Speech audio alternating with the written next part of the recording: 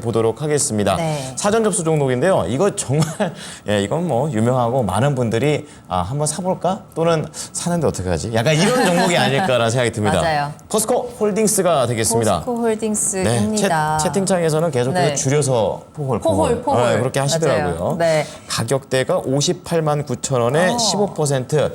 가격대 높죠? 최근에 사셨나? 1.3%밖에 수익이 안 났습니다, 지금.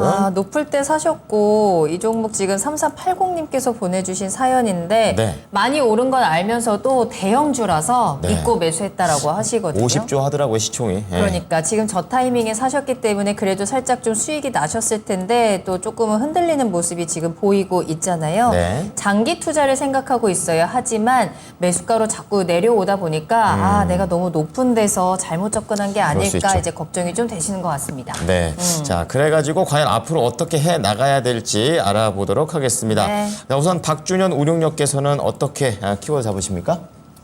키워지는 친환경 미래 소재 기업으로 탈바꿈하고 있다. 그러니까 뭔가 바뀌고 있다라고 좀 잡아주셨고요. 김민준 전문가는요? 저는 수직 계열화 이렇게 했습니다. 수직 계열화. 한 회사에서 다 한다. 뭐 이런 내용입니다. 알아보겠습니다. 운영님 어떻게 들어볼까요? 일단 포스코는 그동안 이제 철강 기업으로만 평가를 받아왔거든요. 네. 근데 철강 기업은 경기 민감 소재 기업이기 때문에 경기 변동 흐름에 따라 가지고 주가가 들쑥날쑥합니다. 네. 실적 자체도 철강 업황이 좋을 때는 영업이익 한때는 뭐 7조 원, 8조 정도 내다가 철강 업황이 안 좋으면 2조 원, 3조 원 정도까지 뭐 줄어들고. 민감하게 움직이는. 그렇죠. 예. 이런 기업들은 이제 가치 성격이고 또 주가가 제대로 평가를 못 받습니다. 결국 이제 사이클을 잘 타야지 그렇죠. 돈을 벌 수 있는 뭐 그런 쪽인데 이제 그런 회사의 주가가 이제 포스코 홀딩스였다고 좀 봐야 될 것 같은데 이제부터는 이제 친환경 기업으로서 이제 성장성까지 가미했다. 그동안 가치주로서 평가를 받았는데 그 자체가 이제 2차 전지 산업 쪽으로 포스코 기업이 적극적으로 사업 전환을 탈바꿈을 했거든요. 본래 이제 철강업황 하게 되면 대표적으로 이산화탄소를 많이 배출하는 친환경과 반대되는 맞아요. 그런 기업입니다. 그렇습니다. 그래서 향후에 유럽연합 쪽 같은 경우도 탄소 배출이 많은 철강 같은 경우는 탄소세를 물리면서 규제를 하고 있지 않습니까? 네. 많이 사야 된다는 거죠? 예, 그렇죠. 네. 이제 완전히 바뀌어지는 거죠. 그렇죠. 그동안 이제 친환경 쪽으로 나가는 거니까 오히려 이제 이 부분에 대해서 또 이제 글로벌적으로 이제 혜택을 받을 수 있는 이제 그런 어떤 기업이라고 좀 봐야 될 것 같은데. 네. 그래서 이제 2차 전지와 관련해 가지고 2차 전지 원료에 해당되는 특히 리튬, 아르헨티나 리튬 용어 자체가 대박이 나오면서 그렇죠. 그 부분에 대한 가치를 평가를 받고 있는 거고 또 그 포스코 퓨처엠이 최근 들어서 지금 투자 계획을 계속적으로 지금 캐파를 늘리고 있거든요. 양극재 생산 캐파를 이제 2030년도에 100만 톤 정도까지 늘리겠다는 전망이니까 엄청나게 좀 늘리고 있습니다. 그렇죠. 이에 따라서 이제 본격적으로 친환경 관련 쪽에 대한 가치로 평가를 좀 받고 있는데 회사 2차 전지 외에도 향후 수소 산업 관련 부분 자체도 회사가 성장 추진하겠다고 하고 있는 그런 또 부분도 있거든요. 사업 쪽에. 네. 근데 이제 예사가 이제 주가가 이제 그런 또 부분들이 반영이 되면서 주가가 좀 올라가고 있는데 그러면 예사가 현재 반영하고 있는 이 회사 친환경과 관련해 가지고 가장 예사의 어떤 실적에 주가에 영향을 미치고 있는 것 자체는 리튬입니다.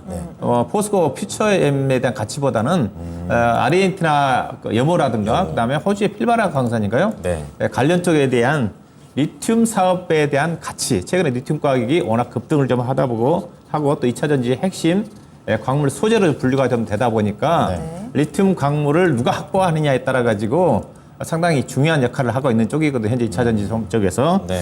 그래서 이 그 부분에 대한 리튬과 관련된 그 사업 가치, 특히 리사이클하다 니켈 사업도 좀 지출하고 있는 쪽인데 네. 이 부분에 대한 현재 시장의 사업 가치에 따라서 주가가 좀 움직입니다. 예산은 현재 지금 포스코 홀딩스에서 내세우고 있는 지난번에 이제 포스코 홀딩스가 홀딩스 출범을 하면서 장기 목표를 제시를 했거든요. 리튬이라든가 니켈 리사이클 사업 쪽에 2030년도에 매출액을 20조 원 정도를 목표로 하고 있다. 그러면 현재 포스코의 매출을 좀 보면 알 수가 있습니다. 포스코가 현재 지금 연결 기준으로 해가지고 포스코 인터내셔널이 거의 한 1년에 한 40조 원 정도 매출이고요. 40조. 예, 그다음에 현재 지금 포스코 퓨처엠이 지금 5조 원 정도밖에 되지는 않습니다. 네, 작네요. 그러면 현재 포스코가 연간 매출액의 연결로 보게 되면 80조 원 정도 대충 잡혀져 있거든요. 네. 그러면 철강 쪽에서 사업에 대한 매출 자체는 대충 포스코 인터내셔널 빼게 나면 약 40조 원입니다. 예. 40조 원인데 앞서 리튬이나 니켈 리사이클과 관련된 사업 매출이 20조 원이니까 2030년도 가게 되게 되면 이 친환경 리튬이라든가 리사이클과 관련된 매출 비중 자체가 이제 철강업종이 현재 정체니까 그렇죠. 거의 50% 정도까지 올라간다는 거죠. 그게 반반이 되는군요. 네. 그래서 완전히 이제 친환경 기업으로 탈바꿈한다고 좀 봐야 될 것 같은데 네. 네. 앞서 이제 이 회사의 가치 부분 자체는 이런 어떤 무엇보다도 리튬과 관련된 사업 부분 자체가 이 회사 주가의 그 70% 정도를 반영하고 있어요. 예. 그래서 결국은 리튬과 관련 추가적인 광산 개발이라든가 그다음에 또 리튬 가격이 상당히 지금 가격 변동성이 크지 않습니까? 그렇죠. 이에 따라 가지고 이 회사의 가치 자체가 상당히 변동성이 나올 수가 있습니다. 같이 움직이는군요. 그렇죠. 리튬 가격에 따라 가지고 워낙 가격 변동이 심하다 보니까 최근에 2차 전지 양극재 관련 기업들 실적 보면 아시겠지만 실적이 곤두박질 쳤지 않습니까? 네. 리튬 가격이 급락하기 변동이 크기 때문이거든요. 불안하네요. 약간. 네, 그래서 이런 어떤 부분들에 대한 사업 가치를 어떻게 평가하느냐에 따라서 포스코 홀딩스의 주가가 한 단계 뭐 크게 올라갈 수도 있고 가치 자체가 변동성이 크니까 네. 그다음에 만약에 리튬 가격 자체가 떨어지면서 가격이 떨어진다 한다면 한꺼번에 또 포스코의 홀딩스 가치도 좀 떨어질 수 있는 그런 부분으로 작용하지 않겠나 봐야 될 것 같고요. 네. 현재 뭐 주가가 좀 많이 올라왔지만은 그래도 긍정적인 것 자체는 포스코가 여전히 주가가 많이 올라왔지만은 가치주입니다. 현재 포스코의 주당 BPS가 올해 한 67만 원 정도 되는 거고요. 네. 그다음에 2025년도로 추정 시제를 본다 한다면 이익이 크게 증가되지 않는다는 전제하에 본다 하더라도 주당 BPS가 75만 원이에요. 네, 그러면 현재 주가 60만 원대를 본다 들어갈 수 있네요. 하더라도 네. 성장주 중에서 PBR이 0.8배 쪽은 없거든요. 없죠. 예, 무슨 그 성장입니까? 그런 측면에서 본다 네. 한다면 여전히 2차 전지 관련된 종목 중에서 그래도 실적이 크게 성장하지 않는다 한다 하더라도 네. 자산가치 아래이기 때문에 주가는 충분히 하방이 지지가 된다. 그런 관점에서 긍정적인 하방은 부분이라고 볼 수가 있다. 봐야 될 것 같습니다. 네. 네. 야, 이게 포스코홀딩스 이것도 또 100만 원 가는 거니까 예, 이런 생각도 좀 드는 것 같습니다. 네. 자, 그러면은 우리 김민준 전문가께서는 수직 계열화에 대한 그런 얘기를 해주셨는데 이건 어떻게 좀 받아들이면 될까요? 네, 아무래도 이제 포스코 홀딩스하고 에코프로의 주가가 갈 수 있었던 게 수직 시장에서 계열화. 결국 수직 계열화였지 않습니까? 여기에 네. 부분에 관해서도 이제 설왕설래가 있습니다. 아, 그래요? 지금 양극재 뭐 생산 톤수 아까 박 주任말씀하신 뭐 100만 톤이다. 2030년까지 이런 이야기가 있는데 뭐 한간에는 이런 것도 있죠. 정말 사실 확인이 그렇게 늘어나는지 필요하다. 어찌됐건 지금 시장의 평가는 그 가치에 대한 반영 부분을 평가해 주는 것이거든요. 네. 그러면 이제 수직 계열화 형태에 대해서 결국은 좀 봐야 될 것 같거든요. 결국은 내려오는 게 이제 원자재 그리고 소재단, 배터리셀, 완성차 이렇게 가는 구조거든요. 그런데 결국은 모르겠습니다. 에코프로 뭐 엄마가 좋냐 아빠가 좋냐. 그렇죠. 저는 뭐 포스코홀딩스가 조금 더 수직 계열화도 잘 구축하고 있지 않나 이런 생각이 들고요. 네. 우선 그 실체가 좀 있지 않습니까? 아르헨티나라는 분명히 샀잖아요. 포스코홀딩스가 그렇죠. 네, 그 부분에 확실하게. 대한 실체가 있는 것 같고 여기는 제가 봤을 때는 가공업체는 아닌 것 같아요. 결국은 그래서 밸류 체인을 잘 구축하고 있다 이런 평가고 그 다음에 저는 조금 다르게 보는 게 원래 철강 회사였지 않습니까? 2021년도 실적을 보게 되면 영업이익이 9조 단위였거든요. 그래서 실질적으로 포스코의 2025년까지 실적은 계속 내리막길입니다. 9조대로 회복이 되지 않아요. 근데 이 철강에 대한 반영 부분이 좀 빠진 것 같습니다. 경기 침체 부분에서. 그런데 아니, 철강도 좀 설왕설래가 있는데 저는 하반기에 중국 경기 회복과 더불어서 철강 수요도 좀 살아난다고 보는 쪽이거든요. 저는 그렇게 주관적으로 좀 판단을 하고 있습니다. 그래서 철강 업황 반등도 주가 상승 추세에 좀 도움이 될 거라 보여지고요. 네. 그다음에 이제 단점이라고 좀 봐야 될 것 같은데 에코프로는 숏스퀴즈 상황이 분명히 있었고 공매도 잔고도 감소를 했습니다. 근데 포스코홀딩스는 제가 그 설명을 할 때 숏스퀴즈 상황이 없다. 그리고 공매도도 계속 늘어나고 있거든요. 이 부분은 인정을 해야 될 것 같고 공매도 잔고 증가량에 대해서는 단계 과열이라는 인식이 확실히 있는 것 같습니다. 그리고 마진율 부분인 것 같습니다. 수직계열에서 강조하고 싶은 부분이. 네. 그 리튬의 과연 가치와 니켈 이런 게 영업이익률 마진율이 도대체 얼마나 되느냐. 그렇죠. 보통 시장의 평가가 30%를 다 넘게 평가하고 있습니다. 굉장히 높은 아, 단위입니다. 그게 높다고 생각하면 그렇죠. 되는군요. 예. 원자재가 30%대, 네. 그다음에 소재로 가게 되면 양극재가 7%에서 8%. 양극재가 의외로 찌네요. 영업이익이 별로 안 좋아요.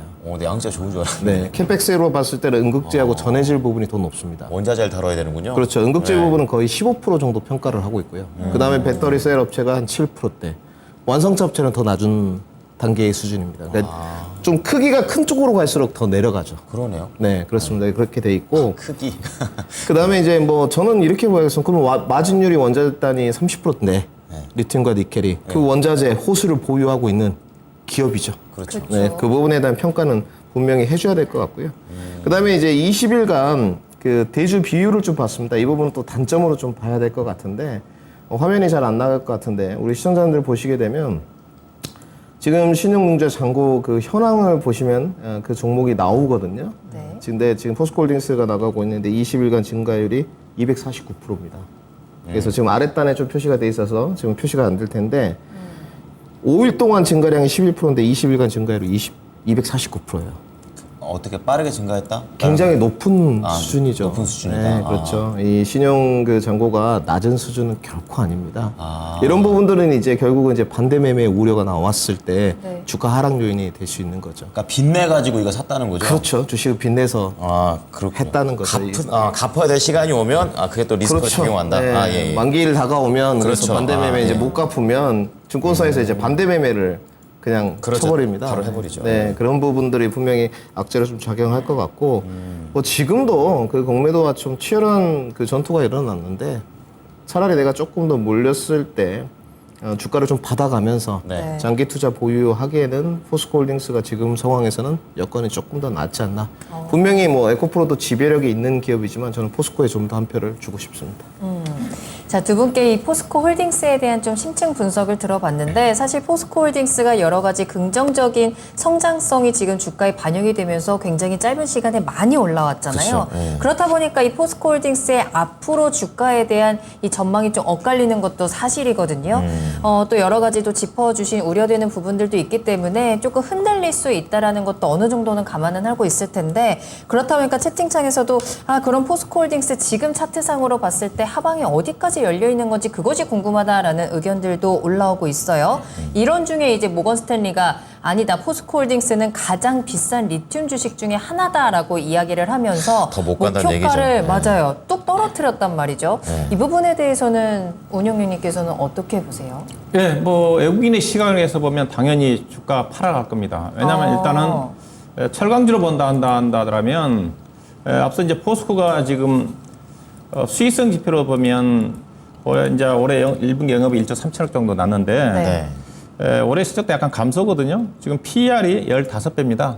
15배. 그러면 업종 대비 어때요? 높은 그러면 거? 이제 미국의 기업들, 모건 스탠리가 미국이니까 네. 미국의 대표적인 그 철강 회사가 UST라고 그다음에 뉴코드 회사가 있거든요. 그 회사 보면 뉴코가 아마 PER이 7배 정도 됩니다. 더 높네요. 네, PBR이 한 0.8배. 그다음에 유나이티드 스틸이라는 회사 자체가 PER이 3배밖에 안 돼요. 오, 되게 싸네요. 그다음에 PBR이 0.5배입니다. 자산 가치. 그러니까 당연히 철강 업종이 비싸죠. 미국에. 걔네들은 철강만 해서 그런 거 아니에요? 네, 그렇죠. 그럼 철강으로 본다 한다면 네. 이게 철강으로 보고 있는 거죠, 걔들은. 철강으로 보고 있는 거. 그다음에 이제 안 보고요. 예. 회사 가치가 포스코 홀딩스 자체가 제가 앞서 얘기했다시피 네. 리튬에 대한 주가 반응이 제가 70% 정도 반영됐다고 보고 있지 않습니까? 네. 다른 뭐 포스코 퓨처엔 연결 관련 실적을 떠나서 리튬이거든요. 리튬에 대한 가치. 그러면 네. 리튬과 관련해 가지고 글로벌 1위 기업을 봐야 되는데 가치는 알다시피 얼바마리 회사가 1위지 않습니까? 그죠, 일본만. 예. 그 회사가 PER이 몇 배냐면 이게 글로벌 리튬 기업의 PER이 7배에서 제가 봤더니 10배예요.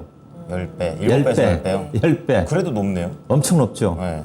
그러면 현재 지금 리튬과 관련해서 주가 반영되고 가고 있는 회사 에코프로 같은 경우도 에코프로 이노베이션 때문에 가지 않습니까? 에코프로 이노베이션이 광물 관련 종목이기 때문에 그 영향이 크거든요. 에코프로 네네. 주가 상승은. 네. 그렇게 본다 한다면 앞서 얘기했다 철강주로 본다 한다 하더라도 높고. 미국의 기업들 엄청나게 상대적으로 비싸고 네. 글로벌 리튬 쪽과 관련된 얼마만 회사가 PER이 9배, 10배 되는 회사니까 모건 스탠드 그렇게 얘기한 이유가 있네요. 그렇죠. 네. 그러니까 그 비싸다고 얘기를 하고 있는 거죠. 그래서 외국인 투자가들이 지금 표를 좀 보시게 되게 되면 네. 주식을 엄청나게 팔았습니다. 이게 이거 표를 보시게 되게 되면 올해 1월 1일부터 누적적으로 외국인 개인 기관들 매매 동향을 좀 나타나 있는데 극단적이지 않습니까? 보면 맞아요. 외국 투자가들이 올해 1년 동안 1,870만 주를 팔았어요. 포스코를. 포스코홀딩스를. 그럼 외국인 투자가들 지분율이 지금 몇 프로냐? 29%입니다. 외국인 투자가들이 포스코 주가 뜨기 전에 지분율을 몇 프로 갖고 있었냐? 54% 갖고 있었어요. 다 수익 실현한 거예요? 다 팔았어요. 아. 그다음에 기관 투자가들은 별로 팔지 않았어요. 200만 주. 근데 그걸 누가 샀느냐? 개인. 2천만 주 개인 투자가들 샀습니다. 그래서 국내가 수급의 주체는 국내에서. 외국인이 아니고 개인이에요. 이 종목 주가 상승은 외국인한테 물어보는 게 아니라 개인한테 물어봐야 됩니다. 그렇죠. 예. 개인이 가장 많이 그래서 들고 앞서 있어요. 이제 외국 투자가들 이렇게 팔았으니까 모건 스탠리나 외국계에서는 부정적으로 불안하네요. 얘기할 수밖에 없을 거고 주가가 네네. 올라가면 올라갈수록 공매도를 치려고 지금 대기를 하고 있는데 앞서 우리 이렇게 김민희 전가 얘기했지만은 네. 공매 지금 대차 잔고가 지금 계속 늘어납니다. 이게 공매도 잔고는 현재까지 제가 보기에는 많지는 않아요. 비율로 보면. 근데 이제 올라가면 치겠다는 쪽에 보시게 되게 되면 대차 잔고거든요. 대차 잔고 표를 좀 보여드릴게요. 표를 보시게 되면 이게 빨간 거거든요. 빨간 건데 지금 560만 주가 넘었었잖아요. 적게는 보면 200만 주대에서 3월 달에 주가 안 올라갈 때는 200만 주대 대차 잔고였는데 지금 600만 주 가까이가 대차 잔고가 쌓여 있다는 것 자체는 주가가 올라가면 공매도를 치겠다. 이게 되게 불안한데요. 네. 다 그래서 들어보니까. 예. 앞으로 주가가 올라가면 외국인 투자가들은 중심으로 해서 공매도로 나올 것 같고 개인 투자가들은 계속 주식을 사면서 개인과 외국인. 기관 외국인의 싸움이 좀 되지 않겠는가. 근데 누가 이기느냐. 요즘은 개인 힘이 셉니다. 무시할 수가 없습니다. 벌써 질 거다. 이긴 적이 없다. 뭐 이러는데 이기고 있어요. 옛날과 다릅니다. 옛날에는 기관하게 외국 투자가들이 주식을 사야 간다는 쪽인데 요즘은 개인들의 힘도 막강하지가 않아요. 막강하다. 막강합니다. 네. 막강합니다. 그럼 그 열심히 싸우고 있는 개인 중에 한 분이 우리 지금 사연 보내주신 시청자분이시거든요. 어떻게 대응을 해야 확실하게 좀 수익을 챙겨 그러게 나오면서 말입니다. 이길 수 있을까요? 네, 저는 가격 그래서 전략, 네. 전략으로서는 그래도 2차 전지 내에서는 주가가 싸다. 상대적으로 싸다. 뭐 앞서 이제 성장주로 본다거나 PBR 0.8배밖에 안 되는 회사니까 앞서 네. 회사가 확실하게 미래 비전 자체는 이제 에너지 기업, 2차 전지 기업으로 좀 가는 거니까 그래서 충분히 회사는 빠지진 않을 거다. 주가가 많이 올라왔지만은 왜냐하면 BPS가 BPS 대 PBR이 낮으면 주가의 하방의 지지가 되거든요. 네. BPS가 자산 가치니까 밑바탕이 탄탄합니다. 더 안 내려간다는 거잖아요. 주가가 많이 올라왔지만 쉽게 떨어지지 않는다. 네. 떨어지지 않는다. 그거 믿고선 좀 더 가볼 수 있다. 그다음에 누가 파느냐? 누가 큰 손들은 지금 앞서 얘기했다 외국인 다 팔아버렸고 기관 네, 투자가도 네. 팔 만큼 팔아버렸기 때문에 외도 나올 게 없어요. 그다음에 이 종목이 신용과 관련해서 개인 투자를 많이 샀으니까 신용이 많냐? 신용도이 많지가 않아요. 그렇게 본다면 어느 정도 안전판 역할을 하면서 네. 다만 앞서 얘기했다 주가의 오버슈팅 자체는 리튬 가격에 따라서 변화가 좀 나오지 않겠나. 네. 그래서 저는 전략까지 말씀드리면 네. 보유 전략이고요. 앞서 이제 저는 목표 주가 80만 원 제시한 이유 자체가 2025 정도 되면 포스코의 주당 BPS가 약 80만 원 정도까지 올라옵니다. 그래서 그 정도 해당되는 PBR 1배 정도 되는 수준 80만 원 정도. 손절 가격 55만 원 정도 잡아야 되는데 포스코는 그래도 배당도 많이 해주는 회사고 배당 매력 주주 가치를 계속 증가시키는 역할을 하고 있기 때문에 하방이 좀 지지가 될 것 같은데 그래서 손절은 굳이 좀 제시해 드리고 싶지는 않지만 그래도 손절이 필요하신 분들은 55만 원 정도를 손절 가격으로 제시하도록 하겠습니다. 네. 배당 수익률이 2.01%군요. 자, 그러면 김민중 전문가께 바로 연결하듯이 여쭤볼 수 있는 게 그렇다면 수급이 들어와야 됩니다. 쏠림 영상 나올까요? 다시 한번? 네, 뭐 아까 대주 비율을 좀 보여드렸듯이 대차 잔고는 높은 수준은 사실입니다. 정확하게 597만 주 정도가 있어요. 약 600만 주가 예, 그러네요. 대기 수량이에요. 그러니까 곧 이제 외국인들의 그 포지션은 정확한 확인이 됐습니다. 네. 공매도 치겠다는 거예요. 더 내려갈 거다 이거죠. 네. 그러니까 에코프로처럼 이제 포스코홀딩스에서 과연 쇼스키즈 상황이 벌어지느냐 안 벌어지느냐 초미의 관심사죠. 제2의. 그렇죠. 그렇죠. 그러니까 말했지만 에코프로는 쇼스키즈가 발생되면서 주가가 올랐고 맞아요. 포스코홀딩스는 아직 벌어지지 않았습니다. 근데 앞두고 있죠. 좀 걱정되는 것은 네. 에코프로의 공매도를 쳤던 과정과 포스코홀딩스의 공매도를 쳤던 과정은 좀 다릅니다. 그게 좀 외국인들이 좀 결정적인 거예요. 준비를 많이 했었어요. 아, 두 번째는 그렇죠. 에코프로는 계속 신고가 영역으로 갔던 거고 네. 포스코홀딩스는 지금까지 과거 고점 영역을 넘어가진 않았거든요. 네. 상황이 왜냐면 다르네요. 15년 전에 주가를 보시게 되면 늘 말씀드리지만 76만 5천 원 있지 않습니까? 15년 네, 그렇죠. 5년 전. 네, 2007년에 그러네요. 2007년에 76만 5천 원이었습니다. 네. 그러니까 이번에 신고가 영역이 아니에요, 아직. 포스코홀딩스는 에코프로하고 상황이 좀 틀린 거죠. 그렇죠. 지금 그러니까 15년 전에 물려있던 분들도 있었을 거 아닙니까? 그렇죠. 네. 개인 투자에서 철강을 보고 네. 그분들은 뭐 당연히 오랜 시간 기다렸으니 아마 또 차익 실현이나 탈출을 또 하셨겠죠. 이번에 참 좋은 기회를 맞이해서. 네. 그래서 저는 이 개인 투자자들의 싸움은 뭐 승리했으면 좋겠는데 아마 외국계의 어떤 준비 과정을 좀 보게 되면 녹록치는 않을 것 같아요. 솔직히 말씀드려서 굉장히 좀 많습니다, 물량이.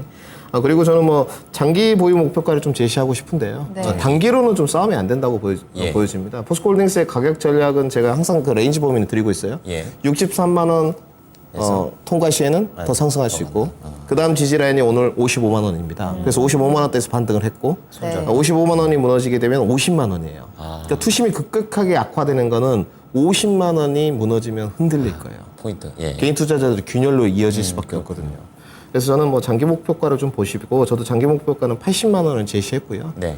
좀 단기로 내가 그 손절을 좀 채우고 싶다 하면 네. 역시나 59만 원대 진입을 하셨기 때문에 손절가는 55만 원 정도가 적당하지 않나 같은 의견을 드리도록 하겠습니다. 네. 자, 포스코 홀딩스 많은 분들께서 궁금해하셨을 텐데 두 분의 의견 정리하겠습니다. 네. 자, 두 분 다 보유 의견 주셨고요. 박준현 운용력께서는 친환경 미래 소재 기업으로 탈바꿈하고 있는 그런 상황. 목표가 80만 원, 그리고 손절가 55만 원 제시를 했고요. 김민준 전문가 역시 가격대가 똑같네요. 수직 계열화에 대한 그런 부분을 얘기하면서 또 제2의 에코프로 이거 또 나올 수 있을지 좀 상황은 좀 다르지만 보자라는 관점에서 목표가 장기입니다. 80만 원, 손절가 55만 원 제시합니다.